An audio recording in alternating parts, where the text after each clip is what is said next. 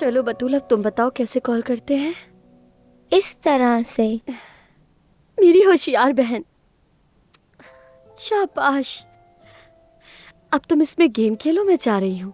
1 minute आपा, पहले आप यहाँ कुछ लिख दें। ये लें। ये क्या है बतूल? आपको यहाँ लिखना है मेरी आपा का सफेद घोड़े वाला शहजादा। ये बात कहाँ से आ गई? ख्वाब में देखा था मैंने।